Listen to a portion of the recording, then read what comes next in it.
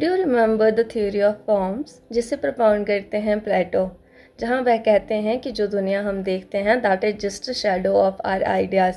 ये दुनिया रियल नहीं है बल्कि जो हमारे विचार हैं उनकी शैडो है। रियलिटी सिर्फ हमारे विचारों में एग्जिस्ट करती है। इसी आइडिया को चैलेंज करते हैं उनके ही स्टूडेंट एरिस्टोटल, जहाँ वह कहते हैं कि रियलिटी कहीं और नहीं बल्कि रियलिटी चीज़ों में ही पाई जाती है। चीज़ों का कॉज, फॉर्म और पर्पस चीज़ों में ही पाया जाता है, वह कहीं बाहर नहीं पाया जाता। और अगर हमें जानना है कि चीज़ें क्यों एग्जिस्टेंस में है तो हमें उसके कॉज को अंडरस्टैंड करना होगा। एरिस्टोटल इसके लिए थ्योरी ऑफ कॉज देते हैं, जो कि उनकी बुक मेटाफिजिक्स में हमें देखने को मिलता है।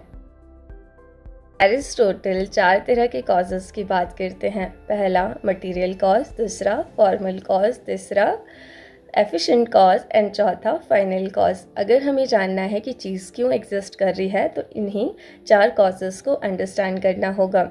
एग्जाम्पल के लिए टेबल ले लीजिए। अब हमें जानना है कि ये टेबल का होने का कॉज क्या है। तो पहली चीज़ हमें उसका मटेरियल कॉज जानना है कि वह किस मटेरियल से बना है। शायद वह वुड से बना होगा या स्टील से या लोहे से। दूसरा हमें जानना है कि उसकी फॉर्म क्या है, उसका फॉर्मल क्या है, उसका शेप क्या है, क्या वो गोल है, स्क्वायर है, क्या है, उसके पीछे क्या आइडिया है। तीसरा एफिशिएंट कॉज, उसे बनाने वाला कौन है, कोई कारपेंटर होगा। और चौथा फाइनल कॉज कि उस टेबल को बनाने का पर्पस क्या था, क्या उसे खाना खाने के लिए बनाया गया, उसे बैठने के लिए बनाया गया, उस टेबल को किस लिए बनाया गया है।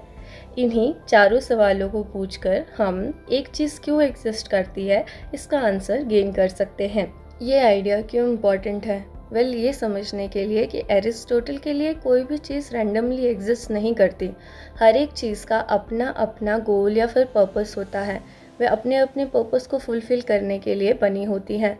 वहीं हमें ये समझ आता है कि अगर हमें किसी भी चीज़ के एग्जिस्टेंस को जानना है तो हमें 4 सवाल पूछने होंगे।